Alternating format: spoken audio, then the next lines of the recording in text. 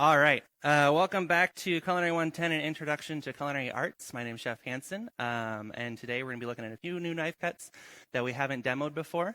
We're going to be looking at Orange Supremes, Chiffonade, as well as Tourne. All right. So, setting up our station, same as before. We want to make sure that we have our compost bin ready to go. We have our chef knife, our paring knife. Up above, we have our bench scraper and peeler, honing steel, and today we're also going to need our microplanes. All right. So first of all, we are going to do our Orange Supremes. Orange Supremes are going to be used for garnishing anything from salads to desserts.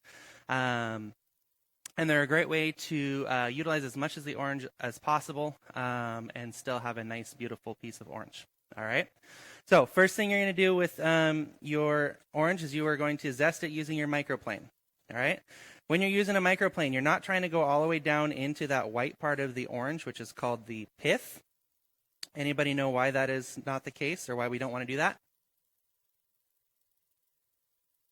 More tart, correct. Okay, that white part or the pith has more acidic acid in it, which makes that have kind of that tart, bitter flavor, which we don't want. All right. So we're in utilizing all of the orange. We're going to make sure we get all of this zest off here. Nice long strokes all the way around. I'm just going through that top layer of the peel. All right. What's something that we could use the zest for?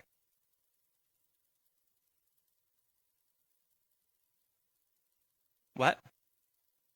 Pies, sure. Add a little bit of orange flavor to your pie or your baking. Garnish, maybe. Sometimes not as well. Anybody ever eaten orange zest? It's kind of a little tough and chewy. Doesn't really have the best mouthfeel to it, right? Salad. What part of a salad? Finishing a salad, possibly. Yep. More commonly, though, salad dressing.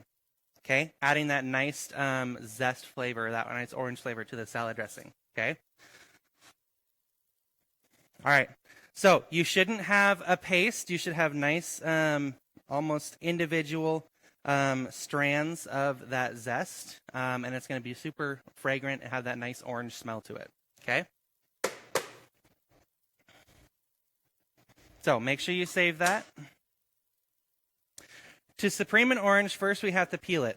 Okay, so you're going to square off the top and the bottom. You only want to go through enough just to expose that bottom of the flesh. Okay, you can see it's not very thick. I'm not taking very much off of there.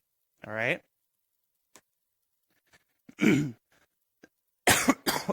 Excuse me.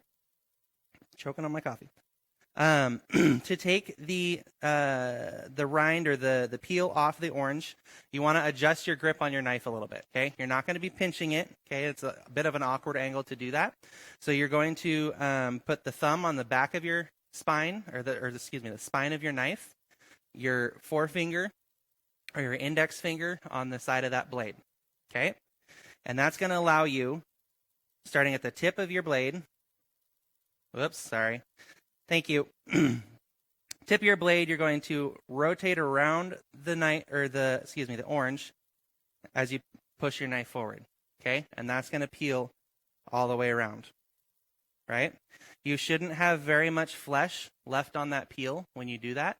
And you're just taking enough of that off to expose the flesh. Okay?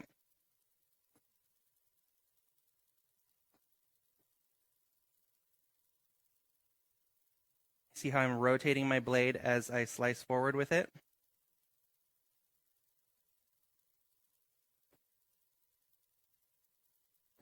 Okay, if you try to take too big of a chunk of that peel off, you're going to end up with a lot of flesh on it. All right? This is about as much flesh as you should ever expect to have on your peel after you've peeled your orange, okay? Most people are going to want to, another thing, you should never have pith, that white part on there, okay? So before you take your Supremes out, make sure you go back and trim up any pith that's on the outside. Everybody, when doing this, wants to grab their paring knife. Don't grab your paring knife. Use your chef knife, okay? Your chef knife is going to give you better control over getting those supremes out in one piece. Okay? Thank you. Thank you very much. Usually doesn't happen in one go like that. Okay, all you're doing, though, is everybody can see these membranes, right? The white lines in here. You're just going to go directly on either side of that at a slight angle away from it. Okay, think of how that's usually what happens right here. Think of how, there we go, the supreme is shaped, right? It's kind of got that triangle profile to it. Okay, so that's how you want to be cutting in there with your knife. Okay, you're cutting towards the middle of that orange and getting those supremes out.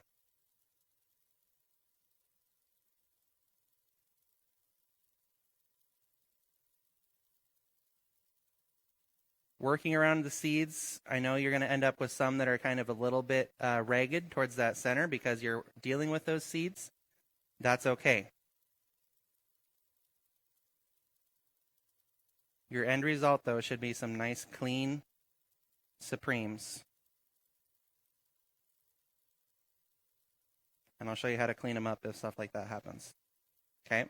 Ultimately, you should be able to go around your entire orange and not have issues like this.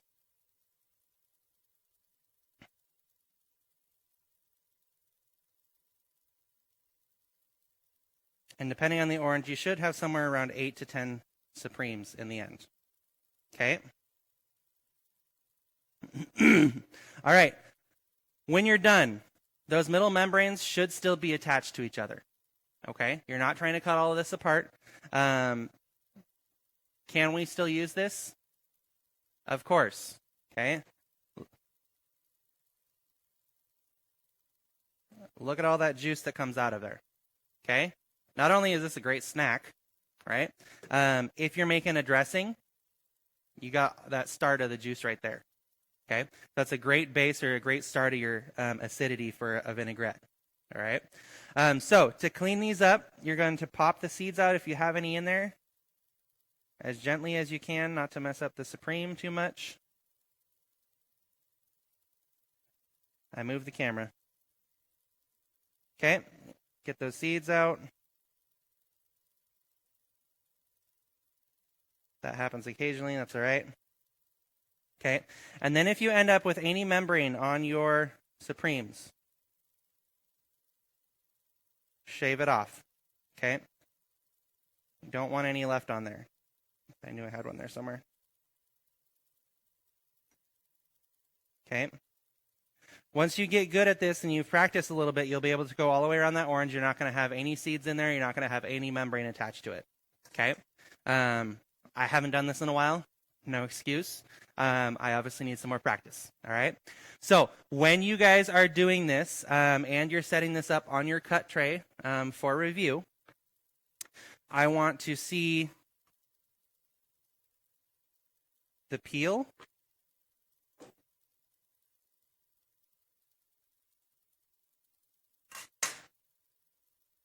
I want to see the peeling. I want to see the zest that you got from that orange. I want to see the supremes themselves, and I want to see the center of that orange as well. Okay? I want to be able to see the start to finish the process of supreming an orange. All right? Any questions? Gabe?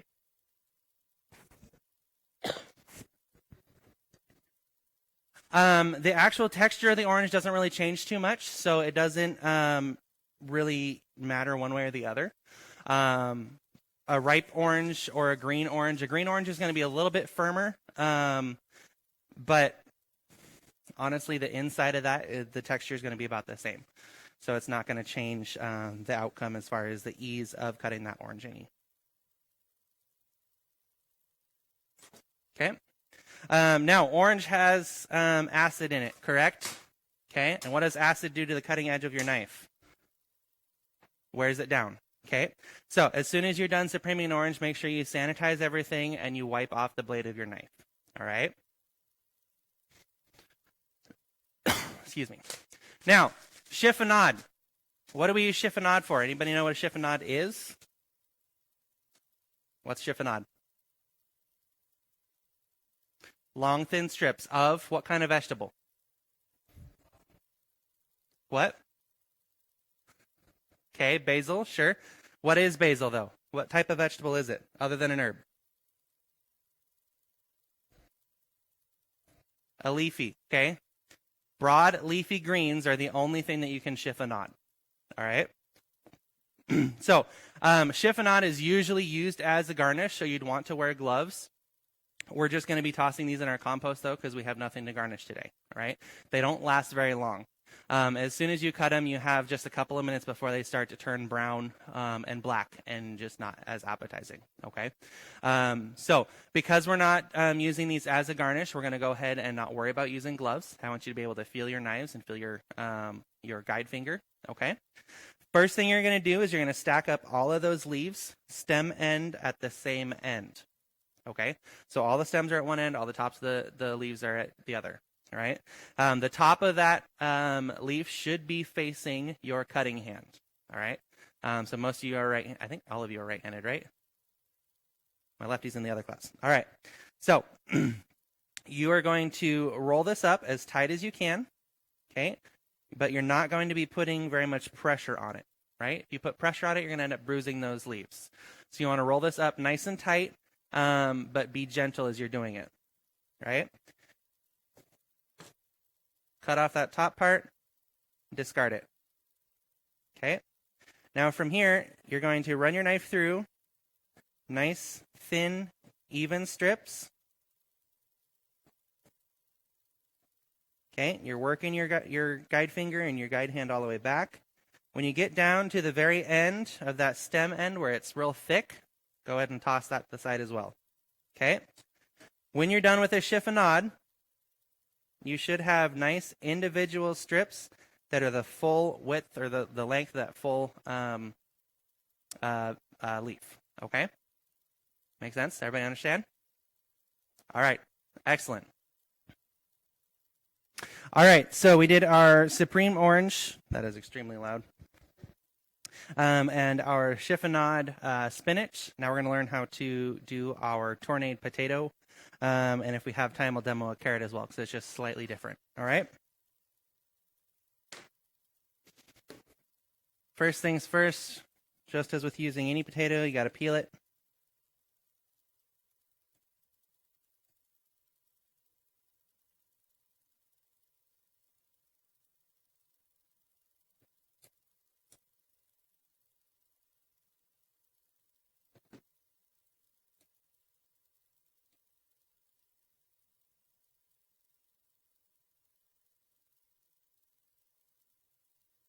Okay. Once you have your potato completely peeled,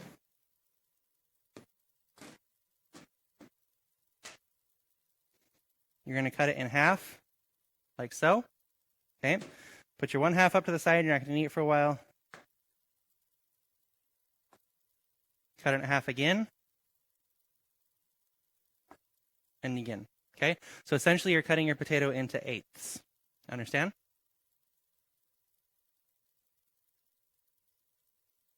Go with this one. This is a little easier.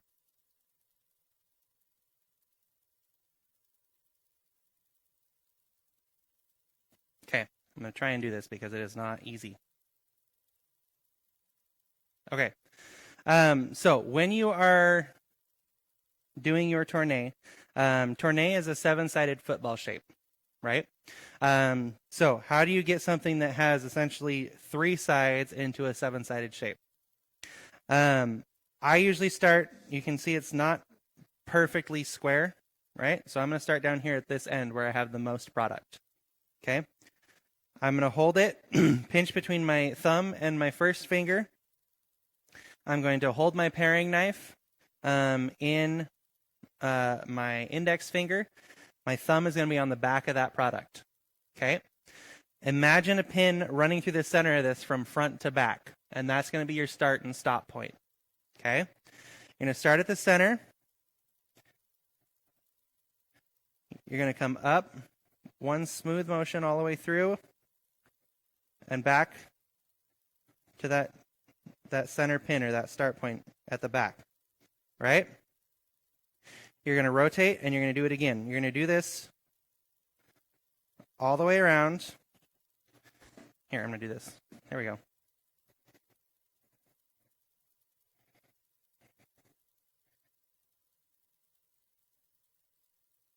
Until you get 7 sides on it. All right?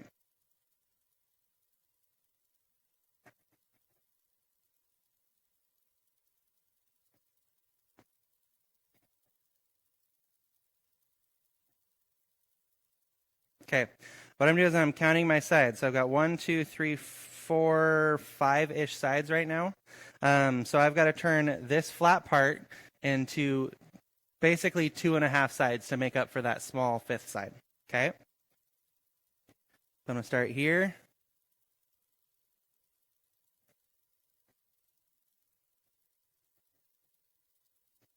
From the point, I'll rotate.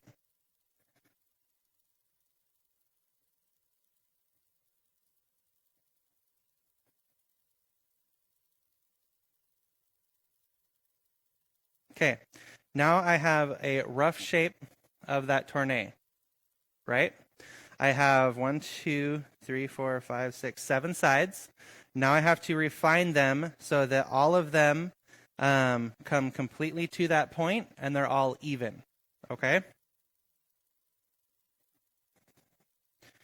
So same motion, one smooth cut through,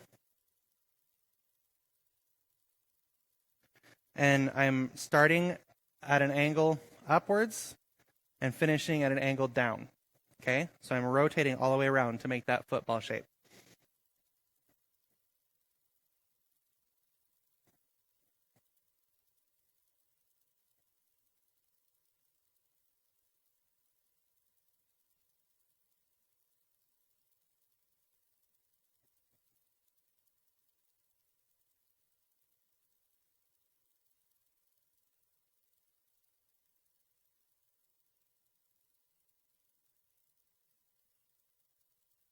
Okay, once I've got that nice 7-sided football shape, I'm going to trim up the ends just a little bit. And that is a finished tourne. Okay?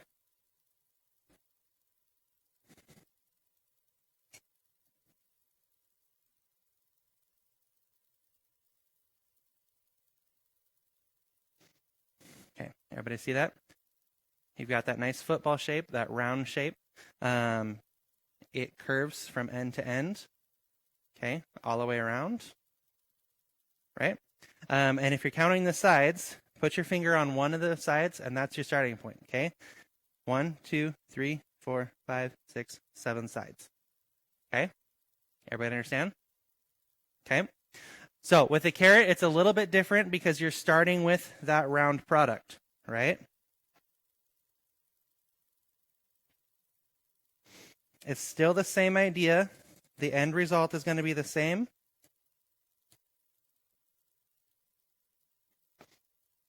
But the execution is going to be just slightly different. Okay? I'm going to trim that carrot to about 2.5 inches or so I have enough to work with. Okay? Same thing though. I'm going to start at the middle here.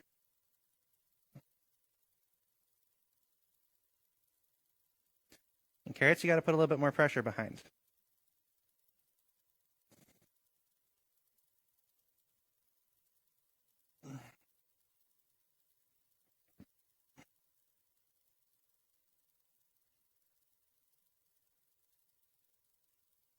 Peyton, you did carrots, right?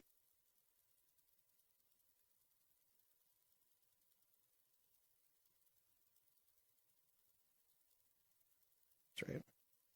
Okay, carrots you're able to get a lot cleaner edge on, but it's a lot harder to do.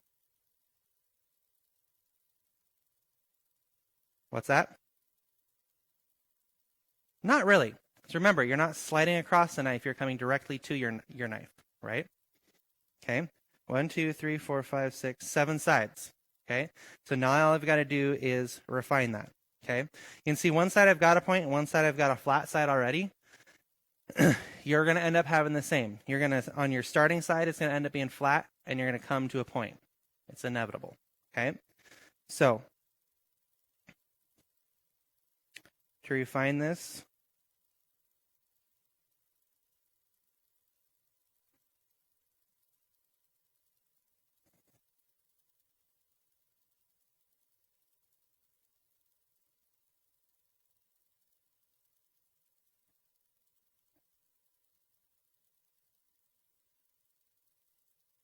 Okay.